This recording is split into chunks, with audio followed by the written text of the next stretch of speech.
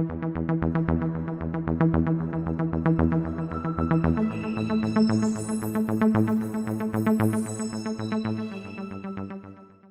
y a un sujet brûlant dans le milieu des artistes maliens, et c'est une réalité que beaucoup de gens ignorent encore.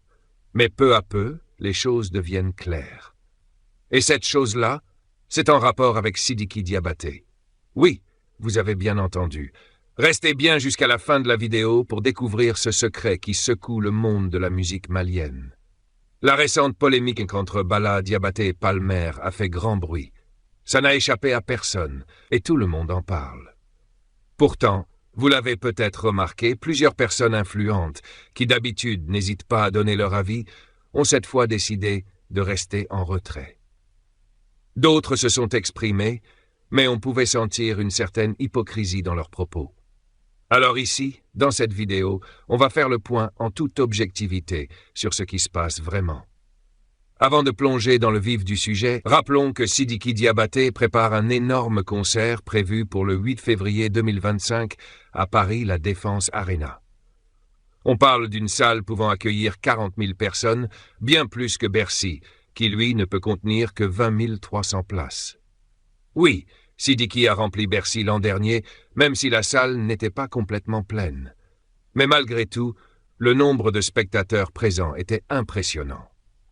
Alors cette année, il vise encore plus haut avec la Défense Arena. Mais quelque chose d'étrange se passe. La promotion de ce concert semble bien moins intense que pour Bercy. On ne sent pas l'effervescence ni le buzz habituel autour de Sidiki. Et c'est justement là que la sortie de son frère, Bala Diabaté, entre en jeu. Après son intervention sur le plateau de NGTV et ses propos sur Palmer, tout a changé. Tout à coup, on voit surgir partout des vidéos de promotion de Sidiki Diabaté. Ce qui amène à se poser la question, est-ce que tout cela est calculé? Et c'est ici que je veux attirer votre attention sur un point fondamental. On entend souvent que Sidiki Diabaté est international, qu'il fait la fierté du Mali. C'est vrai, mais pas dans le sens où beaucoup de gens l'imaginent. Sa renommée internationale, elle repose essentiellement sur la kora, cet instrument traditionnel qu'il manie comme un maître, à l'image de son père défunt, le légendaire Toumani Diabaté. Mais en ce qui concerne ses chansons, soyons honnêtes, si on remonte à ses débuts, quand Sidiki a lancé sa carrière solo, ses morceaux étaient acclamés, les gens l'adoraient. Mais avec le temps, une monotonie s'est installée. Les paroles, souvent les mêmes. Les thèmes, toujours autour de bébés, câlins et d'autres sujets répétitifs. Et le rythme, principalement le balak sénégalais.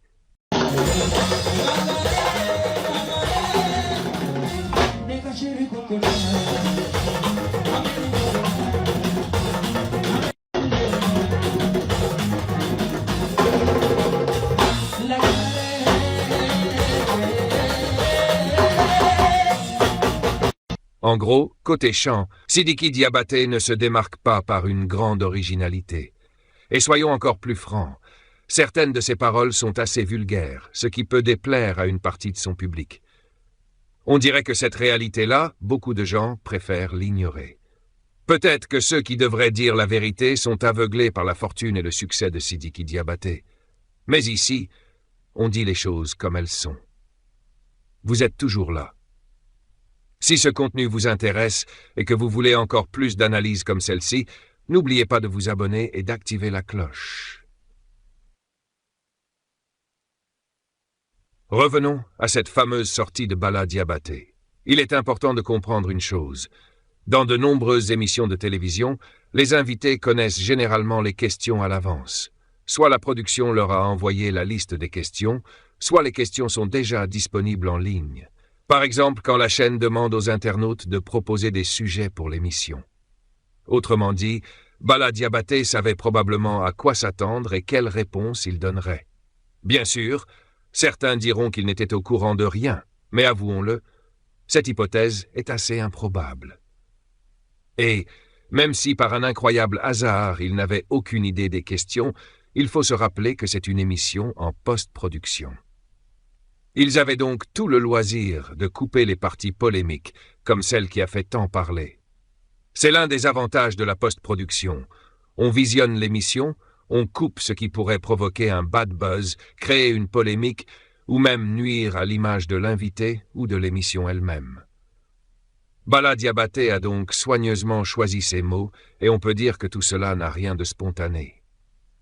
D'ailleurs, il est légitime de se demander, si Bala s'était adressé à un autre artiste, est-ce que ça aurait créé le même engouement?